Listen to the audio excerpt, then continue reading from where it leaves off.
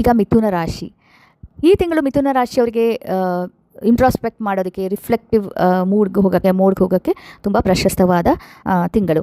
ನೀವು ಅನ್ಕೋತಾ ಇರ್ಬೋದು, ಈಗ ಏನೋ ಕಳ್ಕೊಂಬಿಟ್ಟಿದ್ದೀವಿ, ಅಥವಾ ನೀವು ಏನೋ ಕಳ್ಕೊಂಡಿರ್ಬೋದು, ಇಲ್ಲಿ ತನಕ ಏನಾದರೂ ಆಗಿರ್ಬೋದು.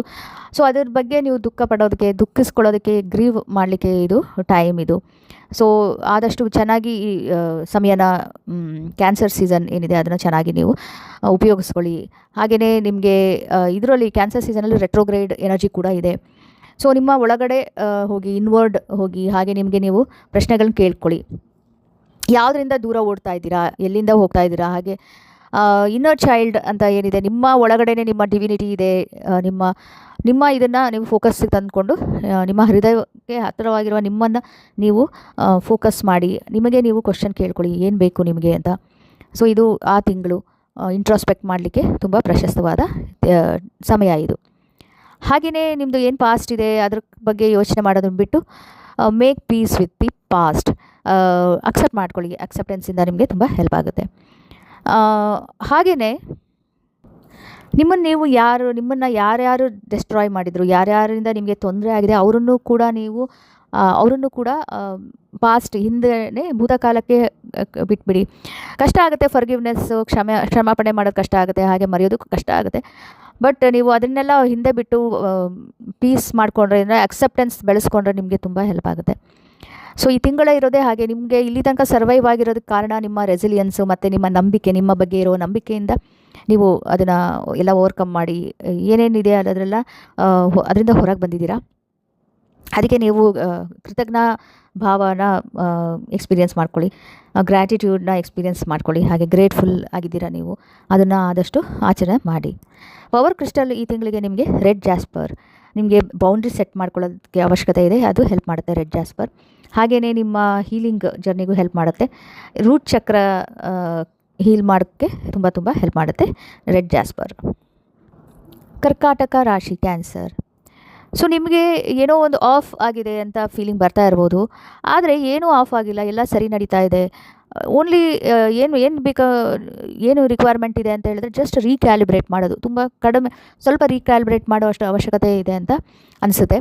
ಹಾಗೆಯೇ ನೀವು ಸುಮ್ಮನೆ ಒಂದು ಟೈಮ್, ಈಗ ಸಮಯ ಬಂದಿರ್ಬೋದು, ಹೇಗೆ ಅಂದರೆ ಇದು ಫಸ್ಟ್ ಟೈಮ್ ನಿಮಗೆ ಈ ಥರ ಸಮಯ ಬಂದಿರ್ಬೋದು, ಆ ಥರ ಇದಕ್ಕೆ ಝೋನ್ಗೆ ಎಂಟ್ರ್ ಆಗ್ತಾ ಇರಬಹುದು. ಹಾಗೆಯೇ ಇದು ನಿಮ್ಮ ಜೀವನದ ಒಂದು ಪಾರ್ಟ್ ಆಗಿದ್ದರೆ ಹೇಗೆ ಇರ್ಬೋದು, ಆ ಥರನೂ ಯೋಚನೆ ಮಾಡಿ. ಸೊ ಏನು ನಡೀತಾ ಇದೆ ಅದಕ್ಕೆಲ್ಲ ನೀವು ಹೇಗೇನು ಅಕ್ಸೆಪ್ಟೆನ್ಸ್ ಬೆಳೆಸ್ಕೊಳ್ಳಿ. ಓಕೆ, ಇದು ಹೀಗೆ ಆಗ್ತಾ ಇದೆ ನನ್ನ ಜೀವನದಲ್ಲಿ, ಅದು ಓಕೆ ಅಂತ ಹೇಳಿ ನೀವು ಅದನ್ನು ಹೇಳಬೇಕು. ಆ ಥರ ಎಲ್ಲ ನೀವು ಮೋಟಿವೇಟ್ ಮಾಡ್ಕೊಳ್ಳಿ. ನಿಮಗೆ ನೀವು ಪ್ರಶ್ನೆಗಳು ಬರುತ್ತೆ, ಆ ಪ್ರಶ್ನೆಗಳಿಗೆ ನಿಮಗೆ ನೀವು ಹೀಗೆಲ್ಲ ಉತ್ತರ ಕೊಡೋ ಸಮಯ ಇದು. ಹಾಗೆಯೇ ಎಲ್ಲರೂ ಇಷ್ಟಪಡಬೇಕು ಅಂತ ಇಲ್ಲ, ಕೆಲವರು ನಮ್ಮನ್ನು ಇಷ್ಟಪಡ್ತಾರೆ, ಕೆಲವರು ಇಷ್ಟಪಡೋದಿಲ್ಲ. ಅದನ್ನು ನಾವು ಹಾಗೆ ಅಕ್ಸೆಪ್ಟ್ ಮಾಡ್ಕೋಬೇಕು. ಎಲ್ಲರೂ 100% ಇಷ್ಟಪಡಬೇಕು ಅನ್ನೋದನ್ನು, ಅದು ತುಂಬಾ ಅನ್ರಿಯಲ್, ಅದು ಆಗೋಕ್ಕೂ ಸಾಧ್ಯ ಇಲ್ಲ. ಅದ್ರ ಬದಲು ನಿಮ್ಗೆ ಯಾವುದು ಒಳ್ಳೆ ಕ್ವಾಲಿಟಿ ನೀವು ಆ್ಯಡ್ ಮಾಡ್ಬೋದು ನಿಮ್ಮ ಜೀವನದಲ್ಲಿ.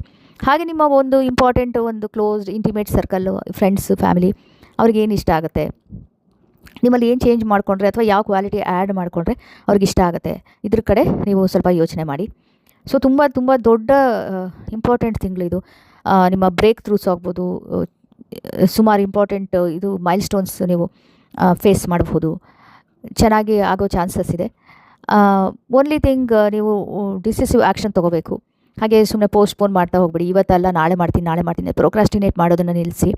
ಇದು ನಿಮ್ಮ ತಿಂಗಳು, ಯಾಕಂದರೆ ಕ್ಯಾನ್ಸರ್ ತಿಂಗಳು, ಜುಲೈ ತಿಂಗಳು. ಸೊ ಹಾಗಾಗಿ ನೀವು ಸೋಷಲೈಸ್ ಮಾಡಿ, ಎಲ್ಲಿ ನಿಮಗೆ ಈಸಿ ಅನಿಸುತ್ತೆ, ನಿಮಗೆ ತುಂಬಾ ಕಂಫರ್ಟಬಲ್ ಅನಿಸುತ್ತೆ ಅಲ್ಲಿ ಹೋಗಿ. ಯಾವ ಜನಗಳ ಜೊತೆಗೆ ನೀವು ಬರೆದ್ರೆ ನಿಮಗೆ ಚೆನ್ನಾಗಿ ಅನಿಸುತ್ತೆ ಅಲ್ಲಿರಿ. ಎಲ್ಲಿ ಹೋಗಬೇಕು ಅನಿಸುತ್ತೆ, ಆಮೇಲೆ ಯಾವ ರೀತಿ ನೀವು ಜೀವನ ನಡೆಸಬೇಕು, ಫಾಸ್ಟ್ ಲೈಫ್ ಬೇಕಾ ಮಾಡಿ, ಸ್ವಲ್ಪ ಸ್ಲೋ ಮಾಡಬೇಕು ಅನ್ನೋದ್ರೆ ಸ್ಲೋ ಮಾಡಿ. ನಿಮ್ಮ ಸ್ಪೀಡ್, ನಿಮ್ಮ ಲೈಫ್ದು ಸ್ಪೀಡ್ ಹೇಗಿದೆ ಅನ್ನೋದನ್ನು ನೀವು ಡಿಸೈಡ್ ಮಾಡಿ. ಸೊ ಇದು ತುಂಬ ಗ್ರೇಟ್ ಟೈಮು ನಿಮಗೆಲ್ಲ ಇದೆಲ್ಲ ಮಾಡ್ಕೊಳ್ಳೋದಕ್ಕೆ. ಅದಕ್ಕೆ ಹೆಲ್ಪ್ ಆಗಲಿಕ್ಕೆ ನಿಮಗೆ ಕ್ರಿಸ್ಟಲ್ಲು ಲ್ಯಾಬ್ರಡೋರೈಟ್ ಯೂಸ್ ಮಾಡ್ಬೋದು. ಅದರಿಂದ ನಿಮ್ಮ ಇಂಟ್ಯೂಷನ್ ಇಂಪ್ರೂವ್ ಆಗುತ್ತೆ, ನಿಮಗೆ ಡಿಸಿಷನ್ ತೊಗೊಳ್ಳೋದಕ್ಕೆ ಅದು ತುಂಬ ಹೆಲ್ಪ್ ಮಾಡುತ್ತೆ. ಸಿಂಹರಾಶಿ, ಲಿಯೋ, ನೀವು ಫೀನಿಕ್ಸ್ ಥರ. ಫೀನಿಕ್ಸ್ ಅಂದರೆ ನೀವು ತುಂಬ ಕಷ್ಟದಲ್ಲಿ, ತುಂಬ ಸುಸ್ತಾದಾಗ ಫೀನಿಕ್ಸ್ ಹೊರಗೆ ಬರುತ್ತಲ್ಲ ಆ ಥರ ಅಲ್ಲ. ನೀವು ಎಂಜಾಯ್ ಮಾಡ್ತಾ ಇರ್ಬೇಕಾದ್ರೆ, ಖುಷಿಯಿಂದ ಆನಂದ ಪಡ್ತಿರ್ಬೇಕಾದ್ರೆ ಫೀನಿಕ್ಸ್ ಥರ ಆ ಥರ ಹೊರಗೆ ಬರ್ತೀರಾ. ಸೊ ಆ ಥರ ನೀವು ನಲಿತೀರಾ. ಇದು ಫೀನಿಕ್ಸ್ ಥರ ಎಕ್ಸ್ಪೀರಿಯೆನ್ಸ್ ಮಾಡ್ಕೋತೀರಾ. ಸೊ ಈ ತಿಂಗಳು ಜೀವನದ ಸಂಪೂರ್ಣ ಟೋಟಲ್ ಫನ್, ಟೋಟಲ್ ಹ್ಯಾಪಿನೆಸ್, ಜಾಯ್ಫುಲ್ನೆಸ್ನ ಎಕ್ಸ್ಪೀರಿಯೆನ್ಸ್ ಮಾಡ್ಕೊಳ್ಳೋಕ್ಕೆ ಮಾಡಿಸ್ದಂಗಿದೆ. ಸೊ ಲೆಕ್ಕಾಚಾರ ಮತ್ತು ಈಗ ಈ ಥರ ಚಾಲೆಂಜ್ ತೊಗೊಂಡ್ರೆ, ಇದು ರಿಸ್ಕ್ ತೊಗೊಂಡ್ರೆ ಏನು ಬರುತ್ತೆ, ಆ ಕಾನ್ಸಿಕ್ವೆನ್ಸ್ ಏನಾಗುತ್ತೆ, ಆ ಥರ ಎಲ್ಲ ಲೆಕ್ಕಾಚಾರ ಮಾಡೋದು, ಈಕ್ವೇಷನ್ ಇದು ಮಾಡೋದು, ಅನಲೈಸ್ ಮಾಡೋದನ್ನು ಬಿಟ್ಬಿಡಿ. ಏನು ಬರುತ್ತೆ ಅದು ಫ್ಲೋ ಅನ್ನಲ್ಲಿ ಹೋಗಿ. ಆಮೇಲೆ ಇದರಲ್ಲೂ ಅಷ್ಟೇ.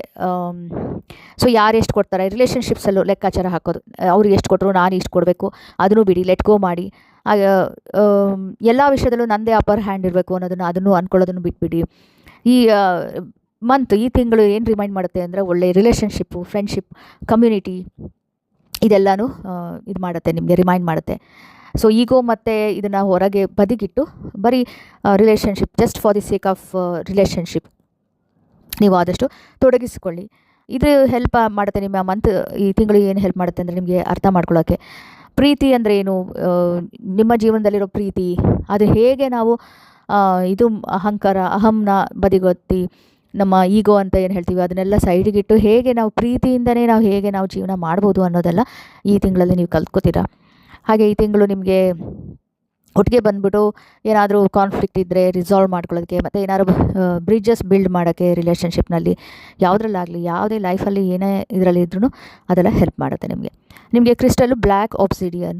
ಇದರಿಂದ ನಿಮ್ಮ ಇದು ಒಳಗೆ ಶ್ಯಾಡೋಸ್ ಅಂತ ಏನು ಹೇಳ್ತೀವಿ, ನಿಮಗೆ ಇಷ್ಟ ಇಲ್ದಿದ್ದು ಏನಿದೆ ಅವನ್ನೆಲ್ಲನೂ ನೀವು ಅಕ್ಸೆಪ್ಟ್ ಮಾಡ್ಕೊಳ್ಳೋಕೆ, ನಿಮ್ಗೆ ಎಲ್ಲ ಅದು ಪಾಸಿಟಿವ್ಸ್ ನೆಗೆಟಿವ್ಸ್ನೆಲ್ಲನೂ ಅಕ್ಸೆಪ್ಟ್ ಮಾಡ್ಕೊಳ್ಳೋಕೆ ಹೆಲ್ಪ್ ಮಾಡುತ್ತಿದ್ದು ಇದು ಬ್ಲ್ಯಾಕ್ ಒಬ್ಸಿಡಿಯನ್.